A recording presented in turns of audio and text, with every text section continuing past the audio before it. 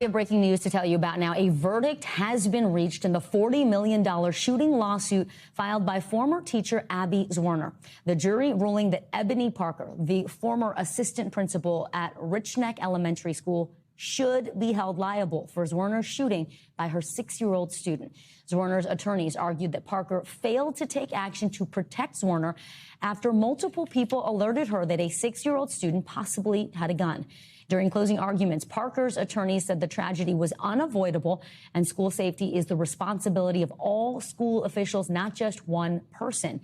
NBC News legal affairs reporter Gary Grumbach has been following this case closely, joins us now from outside the courthouse. So, Gary, the jury reaching their verdict, they had this burden of determining whether or not there was gross negligence in this case. Tell us about the decision. Was it unanimous?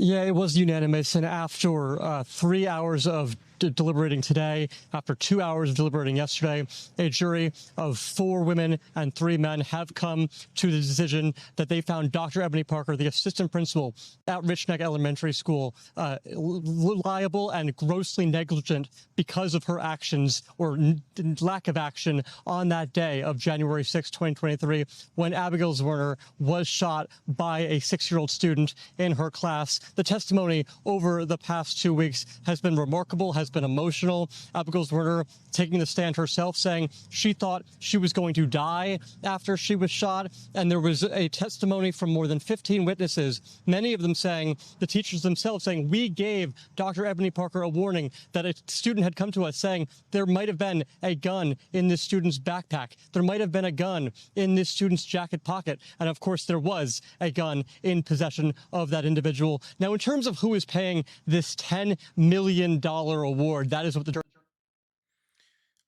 This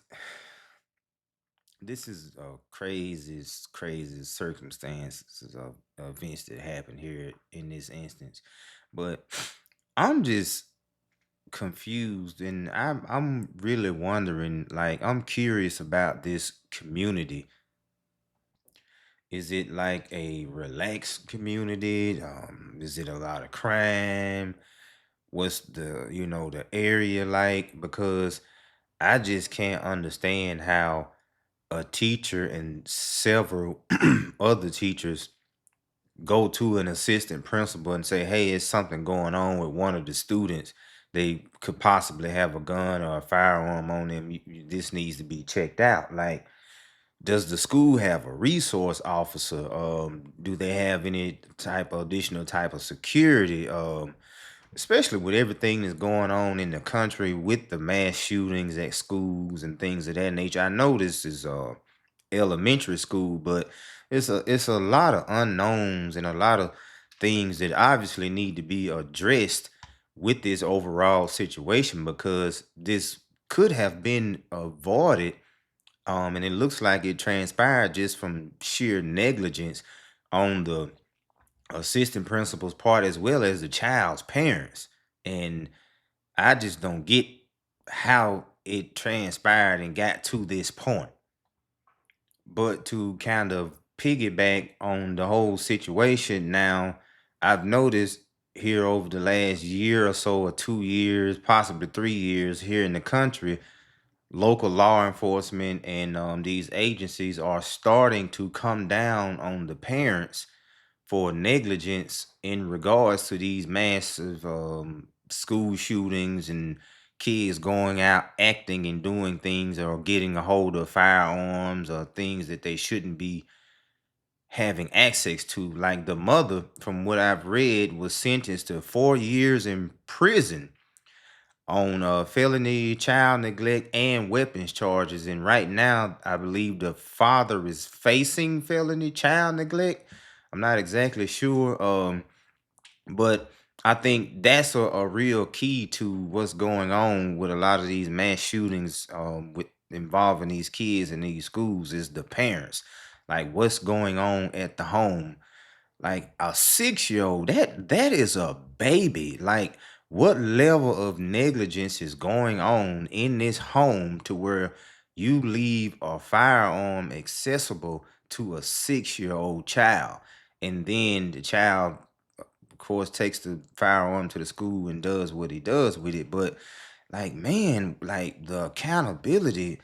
But like I said, the mom was prosecuted and the dad is facing charges. So, but at the same time, it's like, what's going on with these kids?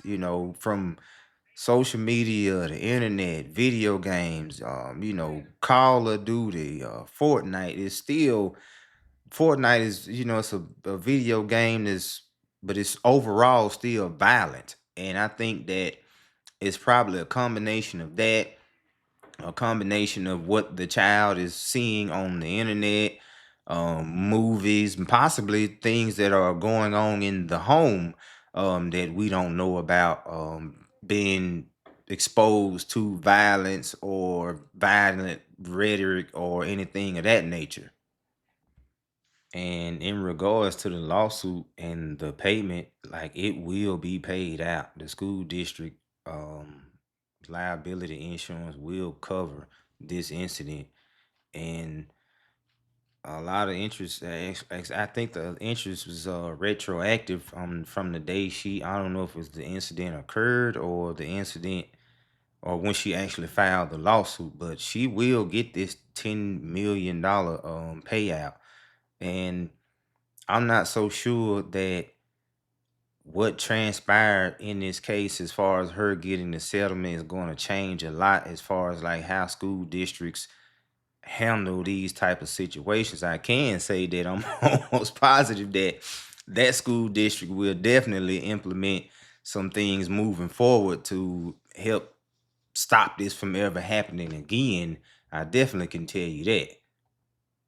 But 4 years in prison for the mom, of course, ultimately that's going to hurt the child, probably in a psychological way. But at the same time, it could help with legislation and a lot of things moving forward, and also just deter parents in general from making these bad decisions and leaving firearms out and weapons out around their kids. If enough of these stores get out to where parents are being prosecuted for negligence and leaving these weapons out so kids can have access to them to go out and do harm to other adults or kids. If the word gets out that, hey, you are getting prosecuted along with your kids, I think that that's definitely going to change the landscape in how parents act accordingly as far as what they do and don't do around their kids, as well as locking up weapons and things to where the kids can cause harm to other people. But from the point made earlier in the video that I think it's mentioned 13 different testimonies about how the principal overall was negligent in addressing the concerns of the teacher, I think that's a huge red flag in the administration of that particular school. And I'm almost positive it's been addressed by now. But to have that type of lax attitude towards an allegation of that magnitude, I'm baffled at how that couldn't have struck a nerve in that assistant principal to make her at least want to go and search the child on her own, or contact the local police department, or if they did have a courtesy officer on property, to reach out to him to get some guidance on what to do. But multiple attempts fell on deaf ears, and then the teacher ultimately ended up getting shot. I'm just glad that she didn't lose her life, or some other kids in the room didn't lose their life. So on a positive note, that's good. But at the same time, this is just a real crazy, crazy situation. But y'all let me know what y'all think in the comments. Please like, subscribe. I appreciate the support, and I hope y'all have a good evening.